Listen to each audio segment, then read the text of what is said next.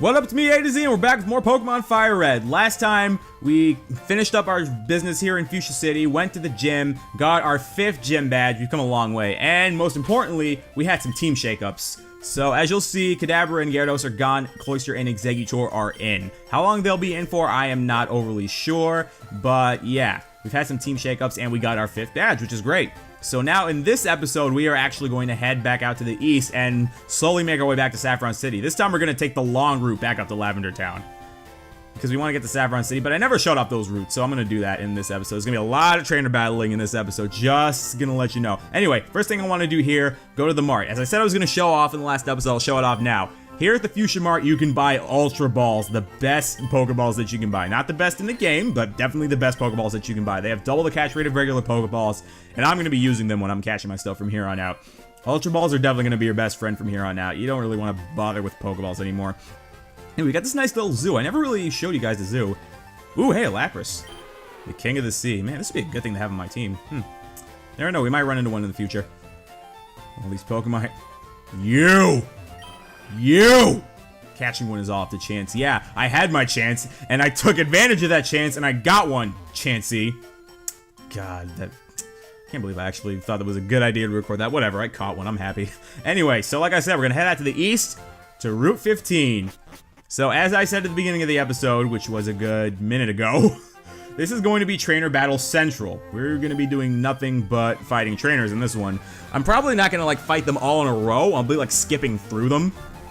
You know, like, I'll just fight whichever ones I think are necessary, because we gotta level our team up. As you'll see, like, some of our Pokemon are still, like, not low 30s, like, mid 30s. Like, Cloyster and Exeggutor and Nidoking, they do have to do a bit of training if they want to catch up to Jolteon and Charizard.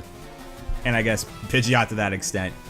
Well, to be fair, there are going to be some more team shakeups. You never know. Cloyster and Exeggutor might not stick around. It's all really going to depend on how I feel they do, and I guess on your opinion as well, because, you know, this is not just my Let's Play.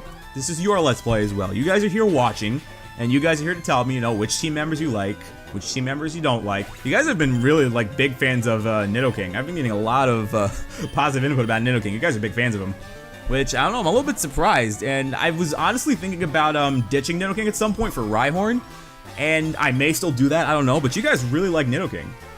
I don't know, I never thought I would have Nidoking stay with me for this long. But, heck, he's not doing too badly, to be perfectly honest. Pidgeot's been a Pokemon that has stuck with me, you know, throughout, so I could definitely see myself using him at the end. Charizard's always going to stick with me to the end. Jolteon is definitely going to be a keeper. Exeggutor and Cloyster, this is only their 2nd episode, so I can't really say much, but you never know. They might stick around, they might not. I might find other water types. Other grass types, probably not. I don't see Gloom staying until the end. Exeggutor is just far better. Anyway, enough talking about team members. I should probably be talking about the wild Pokemon you can run into. So this first wild Pokemon, technically you could run into it in the Safari Zone, but I'm going to go over it now because technically you're supposed to catch it here first, because technically you're supposed to go through these routes before you make it to Fuchsia City. How many times did I say technically in that sentence? Alright, anyway, first bio, Venonat. Venonat, it's average. It's not that great, it's not the best option in the world, but it's not the worst, you know, I guess. Venonat's got a really odd move pool. It can learn some psychic type moves even though it's not part psychic. You'll see it's part poison type. It's bug poison, which it's weird. Both of its stab types are physical. And, you know, when it's fully evolved in Venomon, its physical attack is not the highest thing in the world. So its type doesn't complement its move pool. This is another case of one of those things. Plus its move pool is just, I mean, its type doesn't complement its stats. Its move pool really isn't even that high to begin with. Move pool isn't that high. Its move pool isn't that vast. Its special move pool, at least. A lot of the moves it learns are physical. So, yeah. Definitely better options than Venomoth, but it's not the worst Pokemon in the world. You could definitely do worse than that. You could still have your Butterfree or your Beedrill with you. God knows why. Anyway, so, the next Pokemon, and the second Pokemon, the last Pokemon you can run into here is good old Ditto, the Identity Crisis Pokemon himself. Ditto just cannot figure out who he wants to be. Anyway, all Ditto knows how to do is to transform. That's his only move. What Transform does is that it copies the opponent's species, its type, its ability, its stats, and stat modifications. So if it ups its attack, or if it lowers its attack or whatever, through whatever stats, you'll copy those. However, the big problem with Ditto in this game, the ability Imposter does not exist. So it cannot transform immediately, meaning it needs a turn, it needs to survive a turn before it uses Transform. And with how crappy its original stats are, odds are Ditto's not going to be surviving a turn.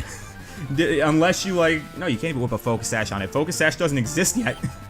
Like, Ditto's original base stats are so bad that it's not going to outspeed anything, and it's not going to survive an attack. So, Ditto in this game is nothing more than a gimmick. It's extremely gimmicky, and you should not use it seriously at all. If the ability Imposter existed, I'd be saying different things, because the moment you send it out, it would just transform, but I can't say good things about Ditto in this one. Ditto's really just not that good. It's a shame, really, because I have seen some, like, crazy sets of Imposter just, you know, you immediately transform. You can just you can get your Imposter Ditto, and you can just whip a Choice Scarf on it. This is today. This is not, like, you know, Gen 3, because obviously Choice Scarf didn't exist. It's, I don't know. Gen 3 mechanics, if you look at Gen 6 mechanics, well, I guess I should say Gen 7 mechanics now, because at the time recording this, Pokemon Sun and Moon are out. I'll talk about that later. But yeah, Gen 6 and Gen 7 mechanics are completely different if you look at these mechanics now. Obviously, no physical special split. I don't know, it's just weird to think about. Hang on. I need a drink. I'm sure you guys who record videos can, like, sympathize with me on this. You know, if you're just sitting around and you're talking a lot, you kind of need a drink of water. Oh my god, this actually, this gives me something I want to talk about right now. Can I just say how good it feels to finally be sitting down and doing an LP? Can I just say that? For those of you who don't know, I recorded all of Super Mario Galaxy 2 standing up. I play my Wii game standing up. I don't know, I'm just weird like that. Yeah, I play all my Wii game standing up. The thing is, I had to create the most ghetto-ass microphone stand to put my Blue Yeti on so it could get my voice. I'm gonna take a picture of it and show you guys what my mic stand looked like. It's the most ghetto thing in the world. It's just a bunch of books. I'm just surprised that it was able to get my voice reliably, but, you know, it's just... Here's the thing. I'm not running the highest budget channel in the world, you guys know. Like, whatever minimal money I had, I spent it on my microphone and my editing software and my capture card. You know, I don't have a mic stand. I don't really have much else. I'm not that rich. Kind of wish I were. Then again, money can't buy you happiness. It can buy you equipment, and that equipment might bring you happiness, but it can't buy you happiness. But yeah, it feels good to finally be sitting down and doing an LP. Alright. Anyway, so I guess, what else can I talk about at this point? Oh, I was talking about, okay, I can mention one last thing about Ditto. Ditto actually has a bit of a role in this game. Like, even now. It has a role in the breeding mechanic, which, again, we can't do anything about breeding because we can't breed Pokemon yet, but I'll mention it in detail once we can start breeding, which is not going to be until the post-game. But yeah, Ditto has a role in breeding.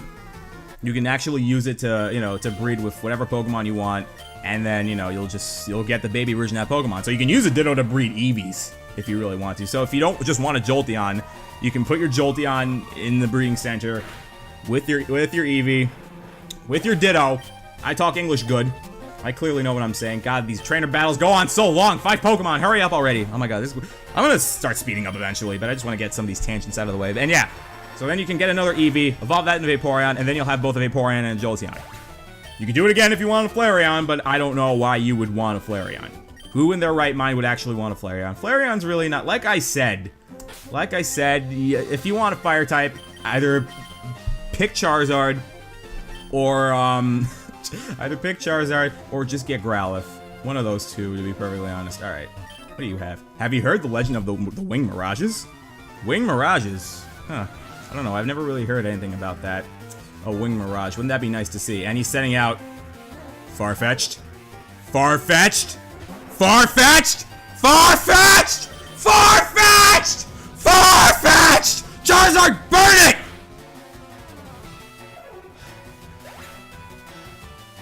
Okay.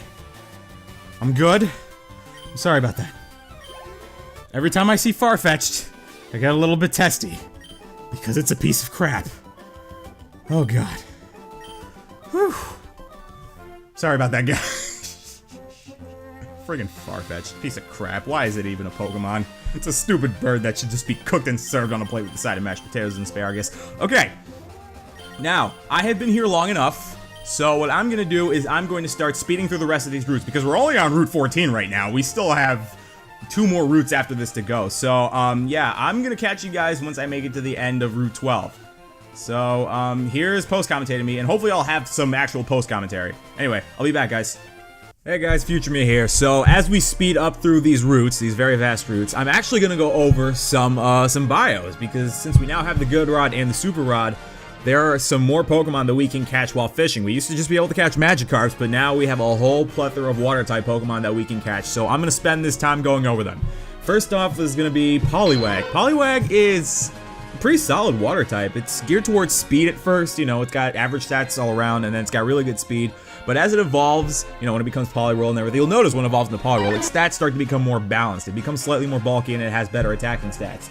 So as it evolves into Poliwrath, it gains a fighting subtype, which doesn't necessarily help it because it just gives it added weaknesses. But it's, you know, it's really not that bad. Water fighting is interesting. It gives it a bit of a more diverse move pool. Poliwrath's move pool isn't that bad. It can learn fighting type moves. Obviously, it's got that great move pool that water types have. Poliwrath could be a mixed attacker, but really it wishes its attack stats were higher. If it were, then I feel like it would be a much better mixed attacker because it can deal damage. It's more bulky than it is attacking. And this is before X and Y where it got a boost to its physical attack. But yeah, I don't know, it's weird. It's good, but it's just I feel like they're better water types. Next up is Goldeen. Goldeen, oh god, Goldeen is painfully average. It really is.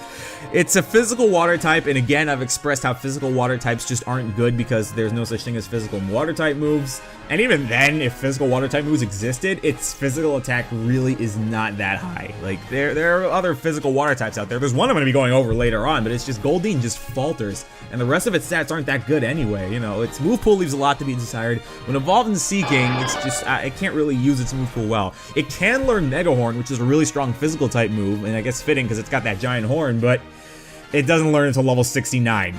Definitely better water types than Seeking, I'll say that. Which, speaking of Seeking, I never understood that Seeking meme. Like, why is it Seeking that's going down? You know, like Seeking F, yeah. I don't get that. Why is it Seeking of all Pokemon? Why not something like Arcanine? I don't know, I'll never know. I will not understand some memes. Whatever. Moving on to our next Pokemon, which is Horsea. Horsea is actually a really respectable choice. Its stats are more fitting to its type. It's got high special attack, good physical defense, and it's got very respectable speed. Not that bad of a move pool either. When it evolves into Seizure, its ability changes from Swift Swim to Poison Point, so that makes it, you definitely don't want to attack it with physical attacks there. You're not going to be doing much damage, and you could potentially get poisoned. So, just gonna warn you also that Seizure has really low special defense, kind of like Cloyster. It's not as polarized as Cloyster, but yeah, you definitely want to watch out for special attacks. I do want to mention that Seizure can evolve into Kingdra if you trade it with the Dragon Scale, but again, this evolution is not available in the main story. You have to wait until the post game. But I will note that Seizure when Seizure becomes Kingdra, it becomes a part Dragon type. And I just want to mention this. I will be going over all the post-game evolutions that the Kanto Pokemon can evolve into. I'll be going over them in the post-game. So Crobat, you know, Scizor, Kingdra, I'll go over all of them at a later time because that will be the point in time where we can actually catch them. Anyway, and last up for our bios is Krabby. Krabby is another example of a water type that really just, its stats don't complement it. It's got really high physical attack and very good physical defense. Again, no such thing as physical water type moves, and its special stats are really weak, so it cannot use its water types effectively. Its stab, it really does not have strong stab. Its move pool is really polarized. It's got more special attacks in this game than physical attacks. If physical water type moves existed, I would recommend Kingler so much, because if you just look at its stats, its speed isn't the worst thing in the world, and it's got really good physical stats, so it can be a threat. It's just, in this game, because physical water types don't exist, Kingler just struggles. Kingler could be so much better, and it's a shame, really, because I could recommend it if this were Diamond and Pearl onwards, but Kingler just falters.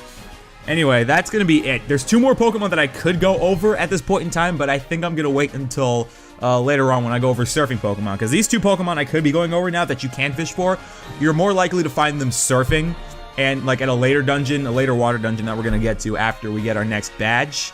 But yeah, I'll go over those two later. But yeah, that's gonna be it for the bios, guys. Back to present me. See you guys later.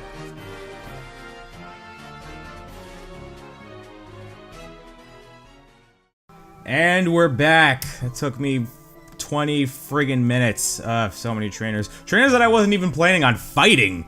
Like, it was just, I don't know, I was trying to speed past them, and then all of a sudden I realized, holy crap, these idiots have 5 Pokemon. It took way longer than it needed to. But this is why I sped through it, because I know you guys didn't want to see it. Recorder's already at half an hour, and this is going to be like a 15-minute episode. I have to condense all that to like 5 minutes, maybe less. We'll see. Anyway, we have made it back to Saffron City, and now I think we're finally gonna be able to do something about these rockets. As you'll see here, ha! He's taking a snooze. Yep, we can finally infiltrate this building. I have a feeling this building has something to do with the rockets. Silphco office building. Yep, so next time on Pokemon Fire Red, we're going to check out Silphco. We're going to look around Saffron a little bit more first and see, you know, what exactly Team Rocket wants with Saffron City. So, yeah, we're going to cut it here, and that's what we're going to do next time. So, yeah, thanks for watching, guys. We'll be back with more Pokemon Fire Red.